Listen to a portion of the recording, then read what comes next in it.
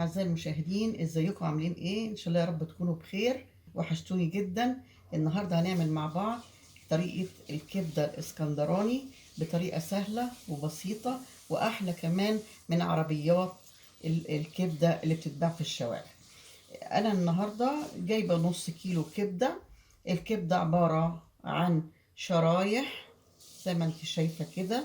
بتقولي للجزار يا اما يقطعها لك شرايح او تاخديها قطعة كده وانت تعمليها في البيت، بس تحطيها في الفريزر شوية وبعد كده تطلعيها وتقطعيها انت شرايح صغيرة زي ما انت شايفة كده اهو. الكبدة من النوع اللي ما بتتغسلش. الكبدة انواع، في البقري وفي الضاني وفي البتلو، لكن احنا بنستخدم دايما الكبدة البقري. ما بنغسلهاش وبنعملها على طول كده لانها بتبقى فريش وطازة وبتتعمل وبتبقى سهلة وما فيهاش اي زفارة خالص.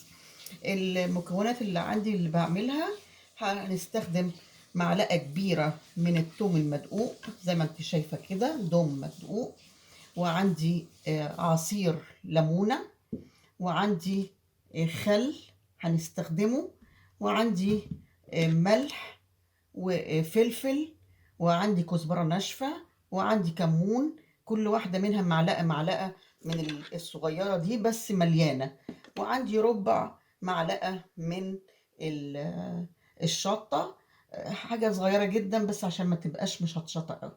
وطبعا هستخدم مع الكبدة عندي فلفل الأخضر الرومي، وعندي فلفلة اللي هي الحمراء اللي ممكن تبقى حراقة خفيفة قوي، بس دي من النوع اللي مش حراقة.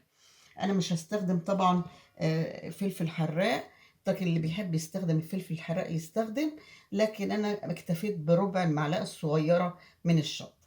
اول حاجة هعملها، هنشوف التتبيلة. هنجيب التومة. التومة عبارة عن 6 تومات كبار ومدقوقين او مفرومين. احطها كده في البولة،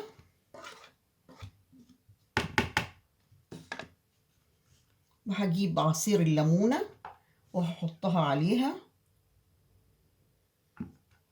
هجيب معلقتين من الخل بالويم كده، معلقتين حلوين كده.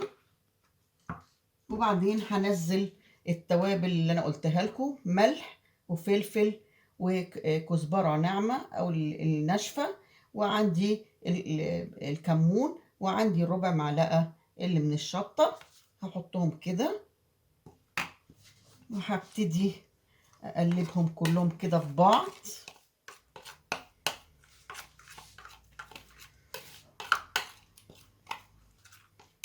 وهبتدي انزل الكبده اللي انا متقطعه شرايح. ودي التتبيله بتاعه الكبده الاسكندراني. تتبيله حلوه وريحتها جميله جدا. طبعا لو حبيتي تخليها شويه في التلاجة 10 دقايق مفيش مشكله، لكن لو انت مستعجله ممكن هتتعمل على طول زي ما انا هعملها على طول. الكبده يا جماعه ليها فوائد كتيره جدا، فهي فيها نسبه من الحديد عاليه قوي، وفيها زنك وفيها نحاس، وكمان مفيده للناس اللي عندهم الفقر الدم او الانيميا، وكمان بتزود نسبه المناعه في الجسم عاليه جدا. لكن على الرغم من فوائدها دي كلها الا انها فيها نسبه عاليه من الكوليسترول، فاحنا ما بنعملهاش كتير قوي، لكن بتنفع اولادنا الصغيرين اللي دايما بياكلوها، وبدل ما ياكلوا بره في العربيات الكبده احنا بنعملها في البيت. خلاص كده احنا عملنا الكبده كده خلاص. هنجيب طاسه وهحط 3 معالق كبار من الزيت زي ما انت شايفه كده، وهسيبها على النار تقدح شويه عشان عاوزه ادي للكبده صدمه على طول. اديكي شايفه اهو.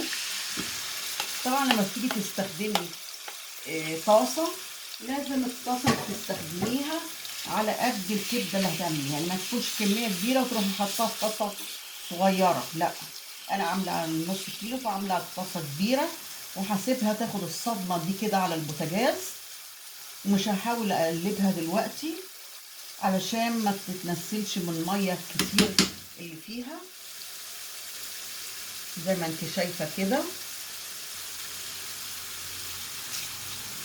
ما بحاولش اقلبها، بتسيبيها كده. طبعا الريحه فايحه جدا فيها من الثوم والتوابل اللي فيها. الكميه اللي عاملاها دي بتكفي بتاعت 4 تنفار. طبعا بتتعمل الكبده دايما في سندوتشات مع الطحينه، او ممكن تتاكل في الغدا مع الرز اللي بالزبده اللي بيبقى حلو جدا، ومعاها شرايح الكبده اللي بتتعمل. اديكوا شايفين كده. ومن النوع الكبده دي بتستوي بسرعه، ما بتاخدش وقت كتير، بتاع ربع ساعه تلت ساعه بالكتير قوي. بعد ما ابتدي اقلبها كده شويه تاخد صدمه من الناحيه التانيه، وهسيبها شويه كده لغايه لما تستوي، وهجيلكوا تاني.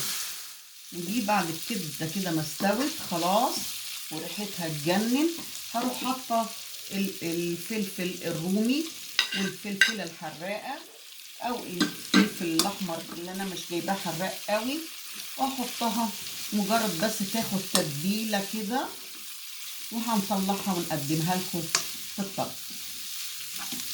شوفوا الاكله دي ما بتتعمل في ثواني ازاي، وخفيفه بسيطه جدا، ما بتاخدش وقت كتير. طبعا لو حبيتي تحطي فلفل حراق حطي، بس على حسب الطلب. انا ما بحبش احط عشان يعرفوا ياكلون، لان انا اكتفيت بالربع معلقه الصغيره من الفلفل الشطه دي كفايه. خلاص كده الكبده كده خلاص استوت، والفلفل معاها كمان اخد يا دوبك شويه تشويحه كده حلوه، وهنقدمها لكم في الطبق. خلاص كده هنطفي البوتاجاز اهو. جبنا هنجيب بقى طبق ونحط شويه من الجرجير، وهنحط الكبده اللي احنا عملناها.